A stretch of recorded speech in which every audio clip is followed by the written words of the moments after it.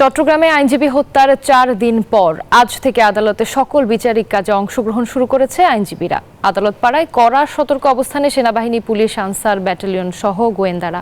তবে বিচারিক কাজে কোনো বাধা নেই বলে জানিয়েছেন চট্টগ্রাম মহানগর পিপি মফিজুল হক ভূঁইয়া। এদিকে আলিফ হত্যার বিচারের দাবিতে দুপুর 2টায় শোক র্যালি করবে আইনজীবীরা।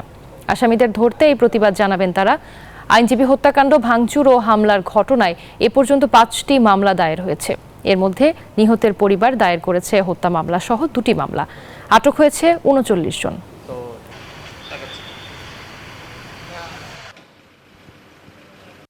আজকে স্বাভাবিক কার্যক্রম চলবে, আর অন্যান্য বিষয়াদি পরবর্তী সিদ্ধান্ত না নেওয়া পর্যন্ত স্বাভাবিকভাবে চলবে। র্যালি আছে, শোক র্যালিতে আমরা অংশগ্রহণ করব এবং আমরা এটা প্রতিবাদ জানাবো। আপনি দেখতে পাচ্ছেন যে আদালত পাড়ায় আমরা দেখছি বিচারকদের উপস্থিতি বাড়ছে।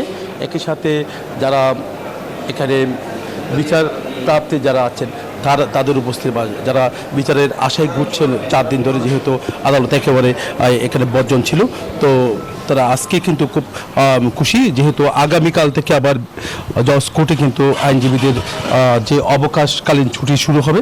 এই কারণে আজকে তাদের উপস্থিতি আমরা দেখছি অনেক বেশি। আমরা একটু কথা বলতে চাচ্ছি, চট্টগ্রাম মহানগর পিপি আছেন মফিজুল হক ভূঁইয়া। আমরা একটু জানতে চাচ্ছি, আজকে তো চিন্ময়ের যে মামলা, সেই মামলার শুনানি হওয়ার কথা ছিল, সেটা কি আজকে হবে কিনা? না, সেটা আজকে হবে না, সেটা আগামীকাল হবে।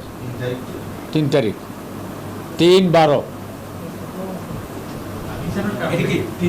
হ্যাঁ, 3/12/24 বেলা 11টায় হওয়ার কথা। আচ্ছা, তো আজকে তাহলে যারা আসামি, যাদেরকে গ্রেফতার করা হচ্ছে, তাদের কি কোনো শুনানি হবে? আজকে যাদেরকে গ্রেপ্তার করেছে তাদের সময়ে, আজকে কার্যক্রম সময়ের মধ্যে 5টার মধ্যে আদালতে হাজির করবে।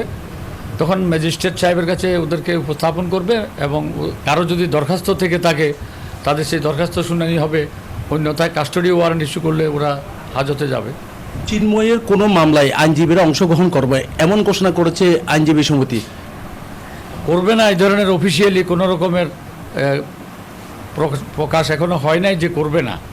সেটা সময় যখন চিন্ময়কে আনা হবে তখন উপস্থিত সময় এটা বলা যাবে কে অংশগ্রহণ করবে কি করবে না। আমরা মহানগর পিপির সাথে কথা বলেছি, তিনি যেমনটা জানিয়েছেন, চিন্ময়ের যে শুনানি মামলা কথা ছিল আজকে, কিন্তু সেই মামলা তারা দিনক্ষণ ঠিক করেছেন, সময় পিছিয়েছে বলে আমাদেরকে জানিয়েছেন। এই ছিল আমার এখানকার সর্বশেষ। ফিরে যাচ্ছি স্টুডিওতে রুবার কাছে।